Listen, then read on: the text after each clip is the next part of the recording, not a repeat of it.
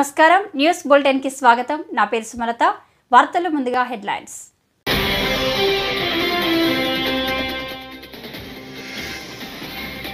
గణపతి సచ్చిదానంద స్వామి ఆశ్రమానికి వెళ్లిన సీఎం చంద్రబాబు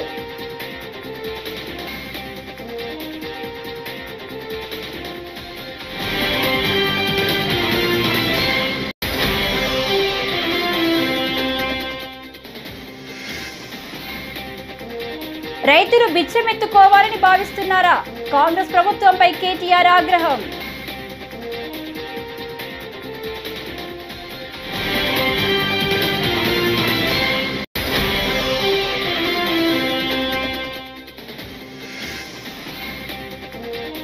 విజయవాడలో పుస్తక మహోత్సవం స్టాల్స్ లో బుక్స్ ను పరిశీలించిన పవన్ కళ్యాణ్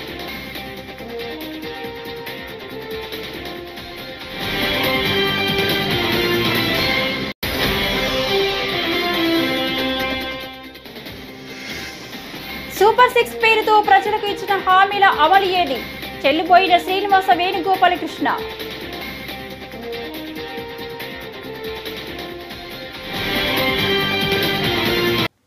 ఇక డీటెయిల్స్ చూస్తే ఏపీ ముఖ్యమంత్రి చంద్రబాబు నేడు విజయవాడలోని గణపతి సచ్చిదానంద స్వామి ఆశ్రమానికి వెళ్లారు. గణపతి సచ్చిదానంద స్వామికి ఇతర పీఠాధిపతులకు పూలమాలలు వేసి గౌరవించారు. వారికి పుష్పగుచ్చాలు పండ్లు అందించారు. గణపతి సచ్చిదానందకు వెంకటేశ్వర స్వామి ప్రతిమను పవిత్ర గ్రంథాలను బహుకరించారు. అనంతరం గణపతి సచ్చిదానంద స్వామి సీఎం చంద్రబాబుకు శాలువా కప్పి ఆశీర్వచనాలు పలికారు. ఈ పర్యటనలో సీఎం చంద్రబాబు వెంట రాష్ట్ర దేవాదాయ శాఖ మంత్రి ఆనం రామనారాయణ రెడ్డి కూడా ఉన్నారు. కాగా చంద్రబాబుకు సచ్చిదానంద ఆశ్రమ వర్గాలు ఘన స్వాగతం పలికాయి.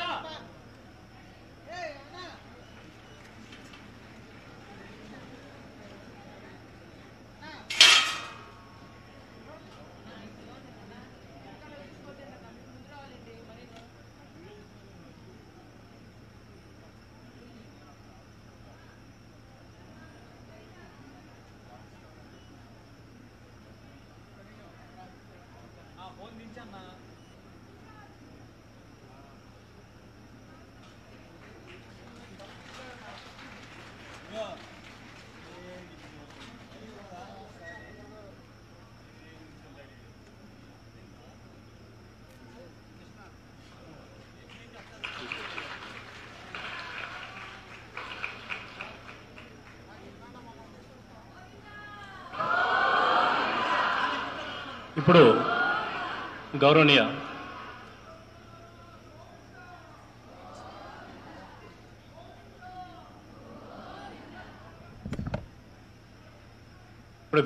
ముఖ్యమంత్రి గారికి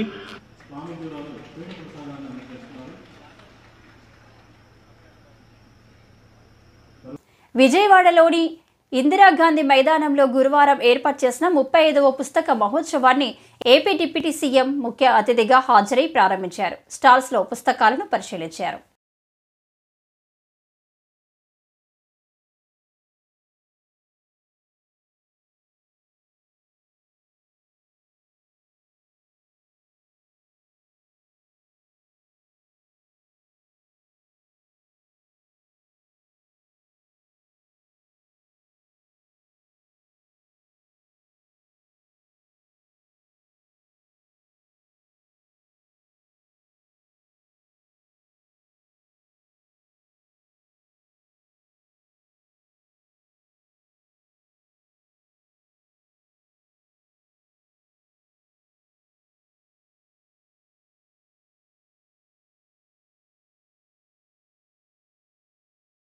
విజయవాడ పుస్తక మహోత్సవం 35వ పుస్తక మహోత్సవానికి నన్ను అతిథిగా ఆహ్వానించినందుకు మనస్ఫూర్తిగా నా హృదయపూర్వక నమస్కారాలు.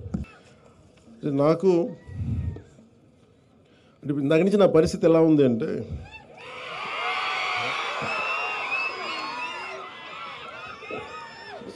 ఒక చిన్న అబ్బాయిని వాళ్ళ అమ్మా నాన్న ఒక ఆట స్థలం, ఒక క్రీడా స్థలానికి తీసుకెళ్ళి కానీ, ఒక టాయ్ షాప్కి తీసుకెళ్ళి కానీ, ఒక బొమ్మల దుకాణానికి తీసుకెళ్ళి కానీ అతన్ని కూర్చోబెట్టి అలాగే అతని కంట్రోల్గా పక్కన కూర్చోబెడితే వచ్చిందేమో బొమ్మలు చూడడానికి, కొనుక్కోవడానికి. ఇవన్నీ తల్లిదండ్రులు కూర్చొని హోల్డ్ చేసి మిగతా మాట్లాడితే ఎలా ఉంటుందో నా పరిస్థితి అలా ఉంది. చుట్టుపక్కల పుస్తకాల షాపులు.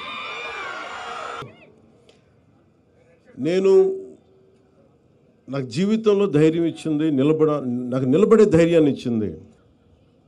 అంటే ఈ సందర్భంగా నాకు ఒక పుస్తకాల షాప్ రన్ చేసే నాకంటే చాలా సూపర్ సీనియర్ అయిన రమేష్ గారని భవానీ బుక్ సెంటర్ అని రన్ చేసేవాళ్ళు నెల్లూరులో. స్కూల్ అసైన్మెంట్స్కి, సోషల్ అసైన్మెంట్స్కి వెళ్ళి ఏవో కొనుక్కుంటూ ఉండేవాడిని. అలాగే నాకు స్నేహం, ఆయన బుక్ షాప్ ఓనరు, నేనేమో 8th class ముగించుకోండి, 7th class. So అది నాకేం చేసింది, ఆయన బుక్ షాప్కి వెళ్ళి నేను కూర్చొని చదవటం, అది నాకు చాలా చాలా సహాయపడింది. దానికి ముందే నేను 5వ తరగతి నుంచో మాకు ఇంట్లో కొంత పుస్తక పఠనం అలవాటు, మా అమ్మగారి వల్ల, మా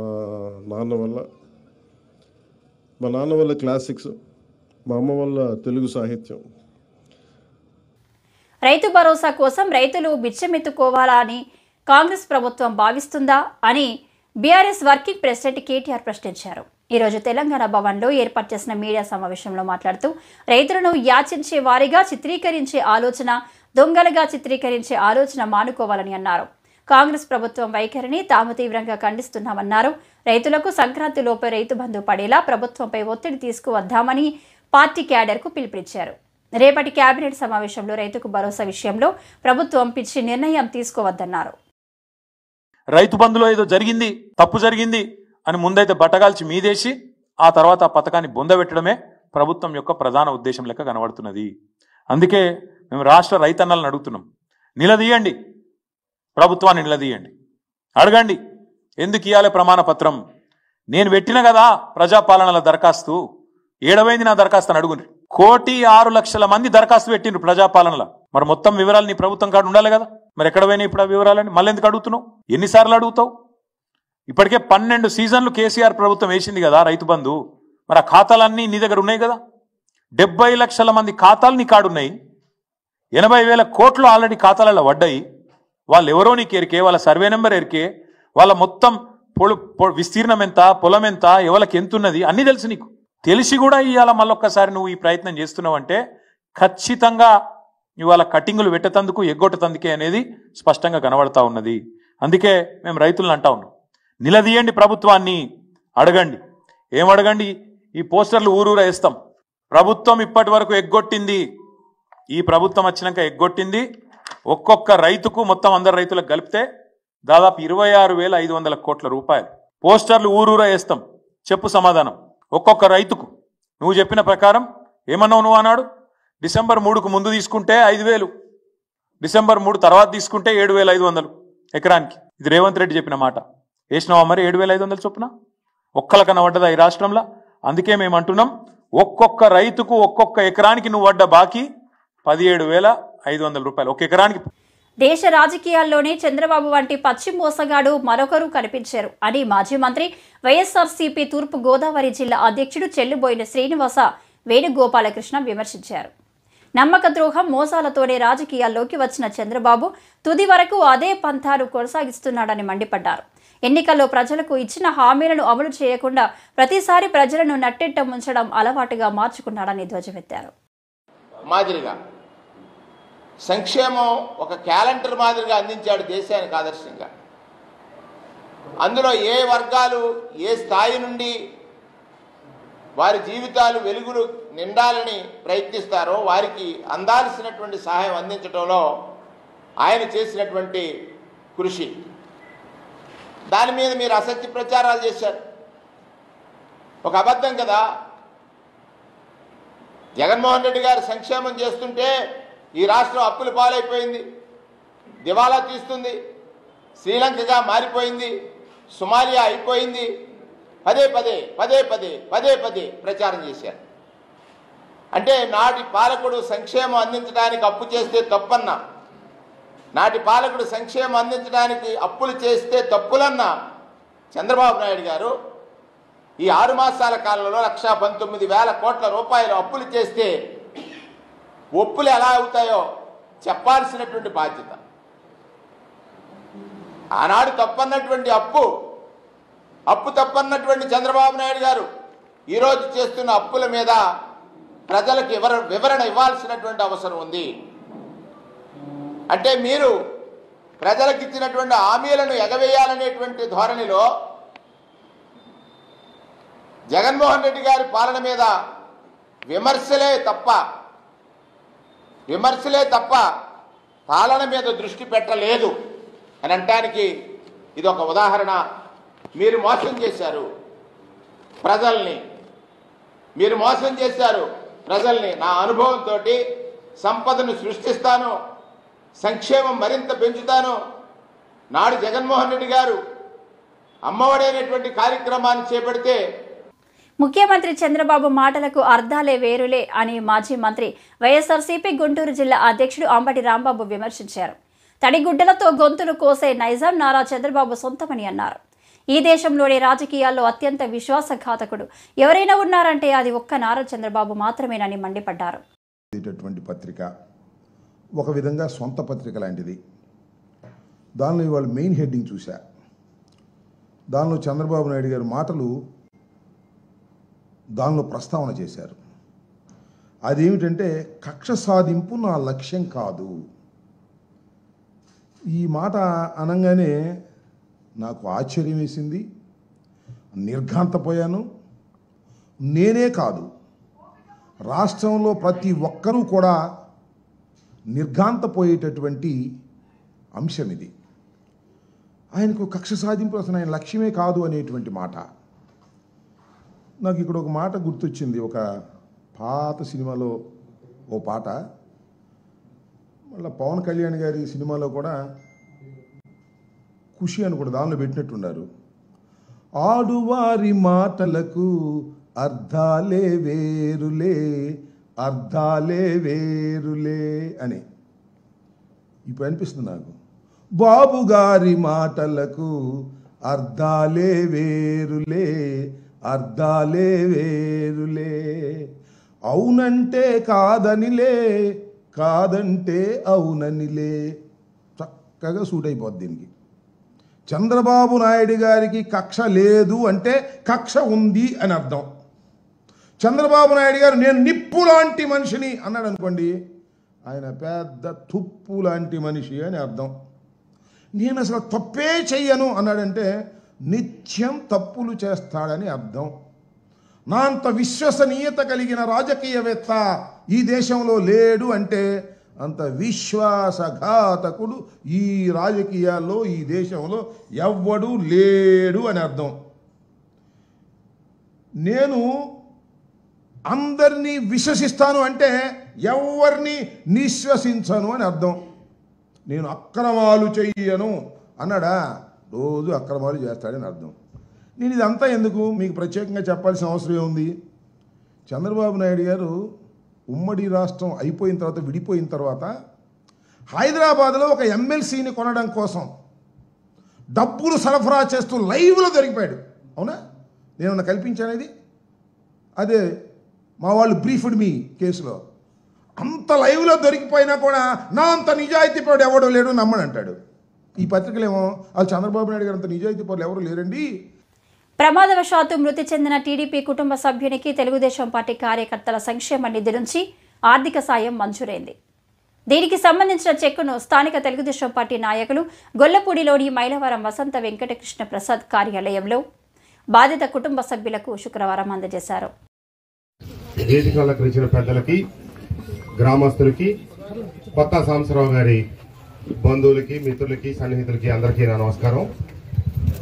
సుదీర్ఘంగా గ్రామ పెద్దగా ఈ మండలంలో, ఈ నియోజకవర్గంలో తెలుగుదేశం పార్టీ నాయకుడిగా దశాబ్దాల పాటు పనిచేసి ఈ ప్రాంత అభివృద్ధి కోసం నిరంతరం కృషి చేసిన కొత్త సాంబశివరావు గారి మరణం ఎంతో బాధాకరం, దురదృష్టకరం. వారు లేని లోటు ఈ ప్రాంతానికి, ఈ గ్రామానికి, తెలుగుదేశం పార్టీకి ఎప్పటికీ లోటుగానే ఉంటుందని తెలియజేస్తూ, ముక్కుసూటి మనస్తత్వం, తన నమ్మిన సిద్ధాంతానికి, విధానాలకి కట్టుబడి పనిచేసిన నాయకుడు. ఆయన ఎప్పుడు ముక్కుసూటిగా ఉన్నప్పటికీ గర్వానికి, ముక్కుసూటితనానికి మధ్య ఉన్న తేడాన్ని మనందరం గమనించాలి. ఆయన నమ్మింది ఆయన తిన్నగా చెప్పేవారు. అది ఎదుటి వాళ్ళకి నచ్చినా నచ్చకపోయినా ఎప్పుడూ కూడా ఆయన విధానాలు ఏదేసినా కూడా మార్చుకోలేదు. తప్పకుండా వారి సేవలు ఈ ప్రాంత ప్రజలు ఎప్పుడూ గుర్తుంచుకుంటారు. అలాగే తెలుగుదేశం పార్టీ ఉన్నంత వరకు కొత్త సాంబశివరావు గారిని గుర్తుపెట్టుకుంటుంది.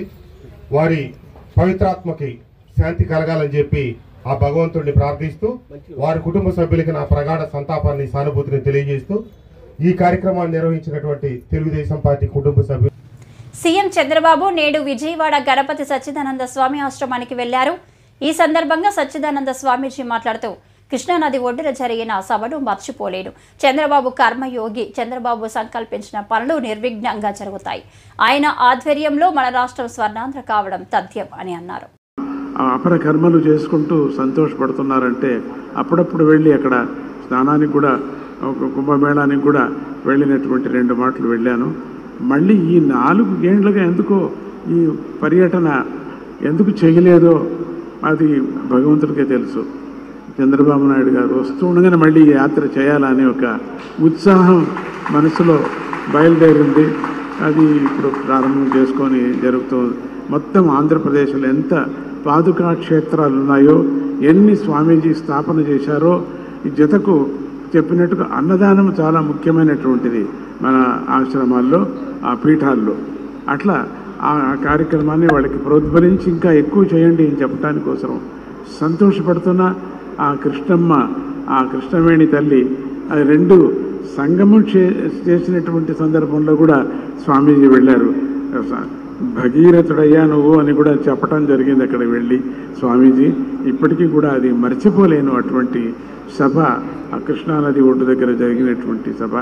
అట్లనే మళ్ళీ పరమాత్ముడు మళ్ళీ ఆ మంచి కర్మయోగిని మళ్ళీ మనకు తీసుకొచ్చి ఇచ్చారు. చంద్రబాబు నాయుడు గారు మంచి కర్మయోగి. ఆయన ఏమేమి సంకల్పించారో, భగవంతుడు అమ్మవారు ఆయనతో ఏమేమి చేయించాలనుకుందో నిర్విఘ్నంగా జన సహకారముతో, పరమాత్ముడి యొక్క వాతావరణ సహకారంతో అన్నీ చేయని అని చెప్పేసి ఈ సర్కార్కి మంచి భవిష్యత్తు ముందు ఉండాలని చెప్పేసి స్వర్ణాంధ్రగా మళ్ళీ నేను అనుకోవాలా అనేటువంటి మనస్సులో నేను సంకల్పం చేస్తున్నాను.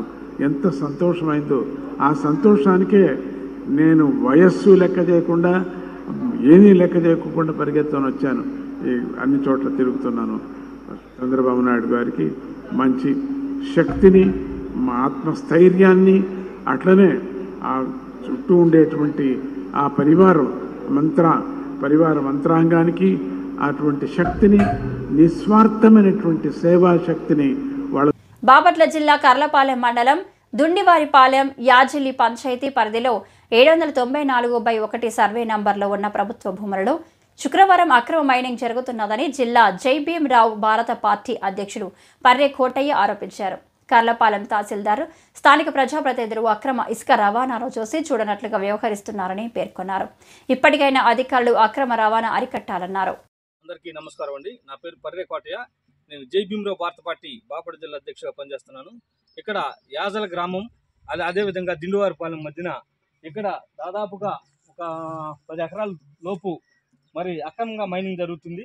మరి ఇక్కడ జేసీబీ కూడా ఎక్కడే ఉండటం జరిగింది. చూడండి మిత్రమా, అందరూ చూడాలి. మరి అలాగే దీనికి కర్లపాలెం ఎంఆర్ఓ గారి దగ్గర నుండి ఎన్ఓసి సర్టిఫికెట్ లేకుండా ఇక్కడ అక్రమ మైనింగ్ జరుగుతుందని చెప్పి మా దృష్టికి వచ్చింది. మరి అలా విధంగా ఇక్కడ ఇసుక తోలడం కూడా జరిగింది, గతంలో కూడా జరిగింది. ఇక్కడ దాదాపు 20 అడుగుల లోతు ఉంది. మరి ఎన్ఓసి సర్టిఫికేట్ లేకుండా ఇంత లోతు ఎలా తీశారని చెప్పి మేము సూటిగా ప్రశ్నిస్తున్నాం అధికారుల్ని. మరి ఇప్పటికైనా ఇక్కడ ఉన్నటువంటి జేసీపీని కర్లపాలెం పోలీస్ స్టేషన్లో పెట్టాలని చెప్పి మేము డిమాండ్ చేస్తున్నాం. ఎందుకంటే మరి ఇక్కడ ఉన్నటువంటి భూముల్లో అక్రమంగా మైనింగ్ జరుగుతున్న మరి జిల్లాధికారులు ఏం చేస్తున్నారో మాకు అర్థం కావట్లేదు. కాబట్టి ఇప్పుడైనా జిల్లాధికారులు స్పందించి ఈ యొక్క ఇసుక అక్రమ మైనింగ్ను అరికట్టాలని చెప్పి జైభీంరావు భారత పార్టీన డిమాండ్ చేస్తున్నాను. ఇమీడియట్లీగా ఈ జేసీబీని సీజ్ చేయాలని చెప్పి నేను జైభీంరావు భారతి తరఫున డిమాండ్ చేస్తున్నాను. జై భీమ్, జై భారత్. ఈ వార్తలు ఇంతటితో సమాప్తం. నమస్కారం.